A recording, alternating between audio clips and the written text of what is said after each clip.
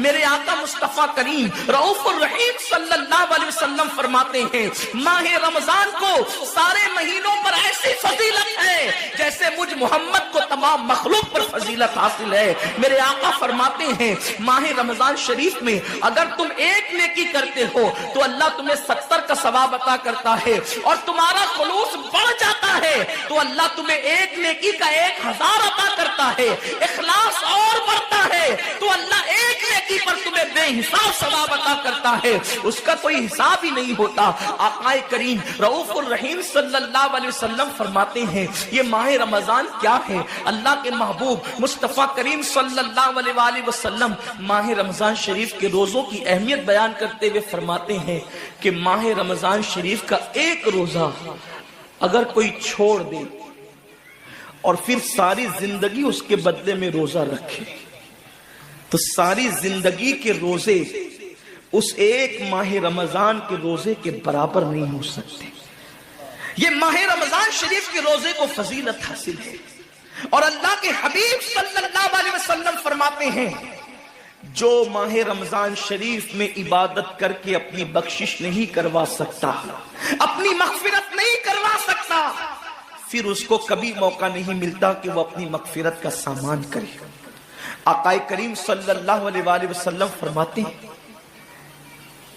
کہ سال بھر تک ماہ رمضان شریف کے لیے جنت کو آراستہ کیا جاتا ہے، جنت کو سجایا جاتا ہے، جنت کو سنوارا جاتا ہے، اور آقا کریم صلی اللہ علیہ وسلم فرماتے ہیں بڑی بڑی آنکھ والی حوریں اللہ کی بارگاہ میں عرض کرتی ہے میرے کریم ہمیں ان کی دلہن بنانا جو ماہ رمضان شریف میں تیری عبادت کرتے ہیں، ہمیں ان کے نکاح میں دینا جو ماہ رمضان شریف کی راتوں کو جگ کر کے تجھے منانے کی کوشش کرتے ہیں۔ آقا کریم صلی اللہ علیہ وسلم فرماتے ہیں اگر کوئی بندہ ماہ رمضان میں زنا سے بچے، شراب سے بچے، جھوٹ سے بچے، کسی کو تہمت لگانے سے بچے، اور ماہ رمضان شریف کا احترام کرتے ہوئے گناہوں سے بچے تو اللہ تبارک و تعالی ہر رات کے بدلے، رمضان شریف کی ہر رات کے بدلے 100 حوروں کے ساتھ اس کا نکاح فرمائے گا۔ یعنی 30 راتیں ہیں تو 100 حوروں کے ساتھ اس کا نکاح ہوگا۔ اور آقا کریم صلی اللہ علیہ وسلم فرماتے ہیں ماہ رمضان شریف کا احترام جو کرے اور احترام ماہ رمضان میں جو لغویات اور خرافات کو ترک کر دے، جو گناہوں کو چھوڑ دے، زنا کو، شراب کو، جھوٹ کو، بہتان تراشی کو چھوڑ دے، آقا فرماتے ہیں اس رمضان شریف کا احترام کرنے والے کے لیے اللہ نے جنت میں ایک ایسا محل بنایا ہے۔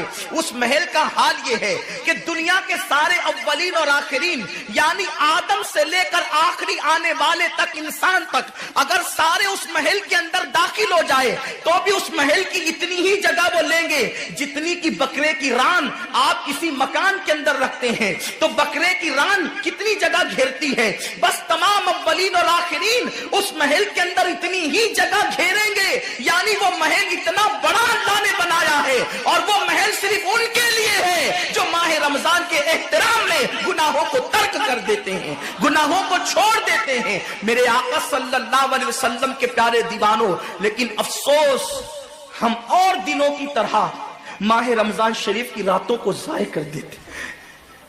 تاجروں کا سیزن آتا ہے تو تاجر پہلے سے تیاری کرتے ہیں کہ اس سیزن کے اندر میں نے مالدار بننا ہے، اتنا مال میں نے کمانا ہے کہ پھر میں نے سارے سال گھر میں بیٹھ کر کے کھانا ہے۔ ٹیلر لوگ تیاری کرتے ہیں عید کے موقع پہ اتنی محنت کریں گے رات دن کہ سال بھر اگر کوئی کسٹمر نہ بھی آئے تو وہ گھر بیٹھ کے آرام سے کھا سکے۔ کپڑے والے سوچتے ہیں کہ سیزن آئے گا، جو بھی سیزن ان کا آتا ہے اتنا کمائیں گے کہ سال بھر بیٹھ کے کھائیں گے۔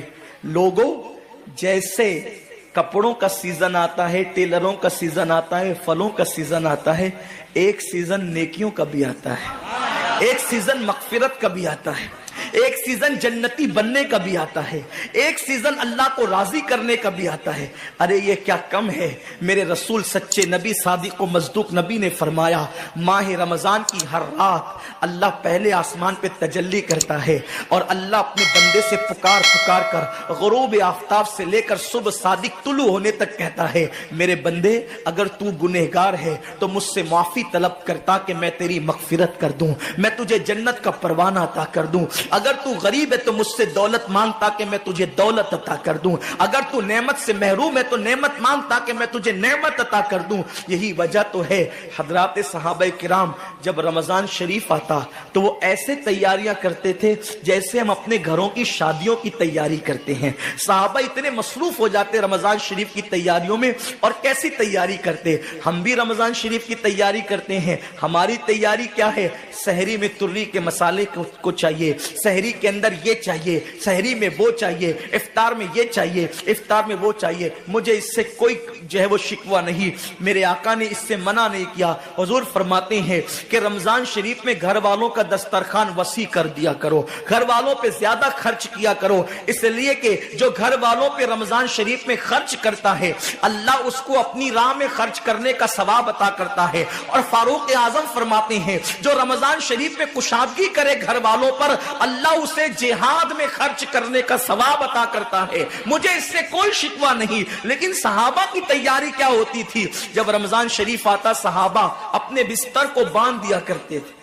رمضان شریف آتا تو صحابہ بستر کو باندھ دیتے تھے۔ کیوں باندھ دیتے تھے بستر کو؟ اس لیے کہ اب سونا نہیں ہے، سونے کی راتیں 11 مہینے کی راتیں ہیں، اب غفلت میں زندگی نہیں گزارنا ہے، بلکہ راتوں کو جگ کر دن کو جگ کر اللہ کی اتنی عبادت کرنا ہے کہ عبادت کا سیزن آ گیا۔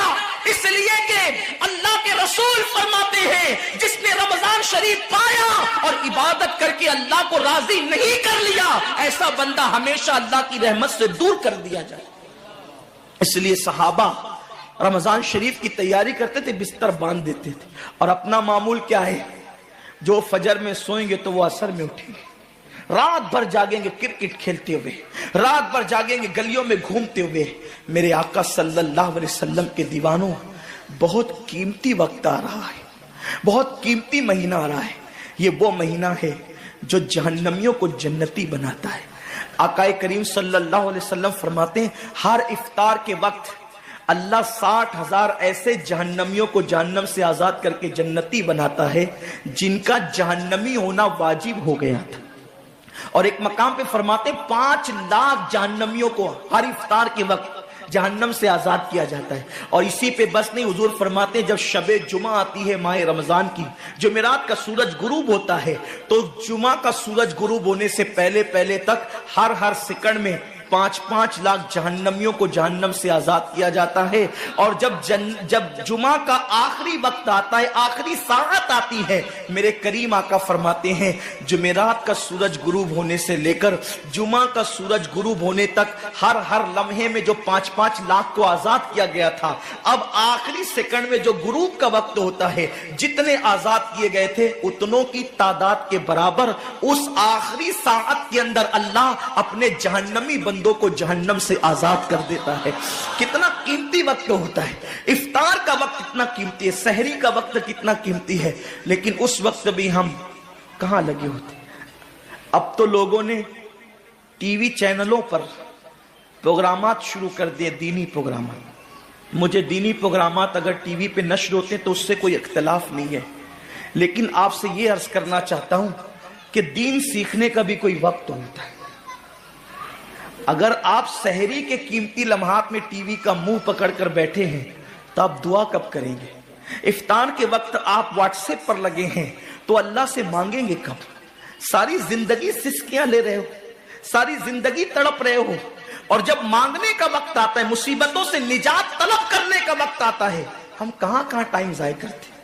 حضرت سیدہ ام ہانی رضی اللہ تعالیٰ عنہ فرماتی ہیں کہ میں نے اپنے کریم آقا صلی اللہ علیہ وسلم سے سنا، اللہ کے رسول صلی اللہ علیہ وسلم نے فرمایا اس وقت تک میری امت ذلیل نہیں ہوگی، اس وقت تک میری امت رسوا نہیں ہوگی جب تک وہ ماہ رمضان کا احترام کرتی رہے گی، جب تک تک امت محمدیہ ماہ رمضان کا احترام کرے گی، انہیں دنیا کی کوئی طاقت ذلیل و رسوا نہیں کر سکے گی۔ اور جب میری امت ماہ رمضان شریف کے احترام کو، تعظیم کو ترک کر دے گی، اس وقت میری امت ذلیل اور رسوا کر دی جائے گی۔ آج لوگ سیریا کی تباہی پر ماتم کر رہے ہیں، آج لوگ یمن کی گھروں کو آگ میں جلنے کے حوالے سے بے قراری کا اظہار کر رہے ہیں، آج لوگ ہندوستان میں مسلمانوں کا حال زار دیکھ کر افسوس کر رہے ہیں۔ بڑے بڑے اسکالر مفکرانہ تقریر کرتے ہیں، امت کا حال کیا ہے، امت کا حال کیا ہے، امت ذلیل کیوں ہو رہی ہے، امت رسوا کیوں ہو رہی ہے۔ آصفہ کی آبرو پر آنسو بہانے والوں، کبھی احساس بھی کیا کہ یہ امت کی ذلت کی وجہ کیا ہے؟ ایک ننھی سی آصفہ کی اگر آبرو جاتی ہے تو وہ کشمیر کے کسی ننھی سی بچی کی آبرو نہیں گئی، بلکہ پوری امت محمدیہ کی آبرو سے کھیلا گیا۔ امت کی ایک بیٹی کی آبرو، اللہ کے حبیب صلی اللہ علیہ وآلہ وسلم نے، میرے آقا نے ارشاد فرمایا، میں نے اپنی امت کی بیٹیوں کی عزت کو کعبے سے بلند کر دیا ہے۔ وہ دنیا کی اور قومیں ہوگی جو اپنی بیٹیوں کی آبرو کا نیلام کر کے اپنے تخت و تاج کے لیے سامان کرتی ہے، ان کی عزت کی حفاظت کرنا جانتی ہے۔ میں آبرو لوٹنے والوں سے مخاطب نہیں ہوں، اس لیے کہ مجمع آبرو لوٹنے والوں کا نہیں ہے۔ جو سن رہے میں ان سے بات کرنا چاہتا ہوں، جن تک میری آواز پہنچ نہیں سکتی میں ان سے مخاطبت نہیں کرنا چاہتا۔ اہل سیاست کے معاملات جانے، ظالم اپنے ظلم کے انجام کو پہنچنے کے لیے تیار رہے، کفر کردار تک کے کافر اپنے کفر کے انجام کو پہنچنے کے لیے تیار رہے، میں نے ان سے کوئی گفتگو نہیں کرنا۔ لیکن آج کسی قوم کی بیٹی کی اگر آبرو کو لوٹ کر کے امت کو ذلیل کرنے کی کوشش کی جا رہی ہے، اگر تمہارے گھروں کو جلا کر تمہیں بے گھر کرنے کی کوشش کی جا رہی ہے، اگر تمہیں تباہی کے دہانے پر پہنچانے کی کوشش کی جا رہی ہے، اگر تمہیں غربت کی سطح سے نیچے گرا کر تمہارے ایمان کو چھیننے کی کوشش کی جا رہی ہے، تو کب تک دوسروں پر انگلی اٹھاتے رہو گے؟ میری قوم کے جوانوں، اللہ کے حبیب نے آج سے 1450 سال پہلے تمہاری ذلت و رسوائی کا سبب بیان کیا۔ اقبال رونا روتے ہیں، وائے ناکامی متائے کارواں جاتا رہا، کارواں کے دل سے احساس زیا جاتا رہا۔ ماہ رمضان میں شراب کے اڈوں کو آباد کرنے والے، ماہ رمضان میں زنا کے اڈوں کو آباد کرنے والے، ماہ رمضان میں چھپ چھپ کر کھانے والے، ماہ رمضان میں اللہ اکبر اپنے ہاتھوں کی انگلیوں سے انٹرنیٹ کے جو ہے وہ بٹن کو چھیڑ کر کے زنا کے مناظر دیکھنے والے، اپنے ماں باپ کا دل دکھانے والے، لوگوں پہ ظلم کرنے والے، نماز کے اوقات میں بستر کی پہ سکون کی نیند سونے والے، دل کھول کر، کان کھول کر اپنے ایمان کے کانوں سے، اپنی غیرت کے کانوں سے، اپنے دل کے کانوں سے میرے نبی کی اس حدیث کو سن لو۔ اللہ کے حبیب صلی اللہ علیہ وسلم فرماتے ہیں، میری امت کو اس وقت تک کوئی رسوا نہیں کر سکے گا، میری امت کو اس وقت تک کوئی ذلیل نہیں کر سکے گا جب تک امت ماہ رمضان شریف کا احترام کرتی رہے گی۔ حضرت ام ہانی نے پوچھا، یا رسول اللہ، ماہ رمضان شریف کا احترام کرنا کیا ہے اور رمضان شریف کا حق ضائع کرنا کیا ہے؟ آقا فرماتے ہیں، جو رمضان شریف میں بھی کبیرہ گناہوں میں مبتلا ہوتے ہیں وہ رمضان شریف کے حق کو ضائع کرتے ہیں، اور جو رمضان شریف کے حق کو ضائع کر دے پھر اس وقت امت کو ذلت و رسوائی سے دنیا کی کوئی طاقت بچا نہیں سکتی۔ آج ماہ رمضان شریف کا احترام کیا ہو رہا ہے؟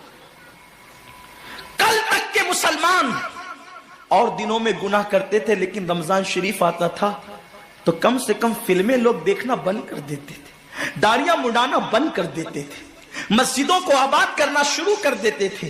اب تو لوگ کس قدر بے باک ہو گئے، کس قدر نڈر ہو گئے کہ رمضان شریف میں بھی لوگ اپنے آپ کو گناہوں سے نہیں روکتے، بلکہ میری قوم کا جوان بڑے دھڑلے سے کہتا ہے، یار اپنے سے روزہ نہیں رکھا جاتا، اس لیے کہ ہمیں تو گٹکے کی عادت ہے، ہمیں تو پان کی عادت ہے، ہمیں تو سگریٹ کی عادت ہے۔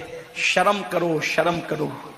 نبی کے نام پہ جان قربان کرنے کی بات کرنے والوں، جو نبی کے نام پر 12-16 گھنٹے بھوکے اور پیاسے نہ رہ سکے، وہ نبی کے نام پہ جان کیا قربان کر سکتے؟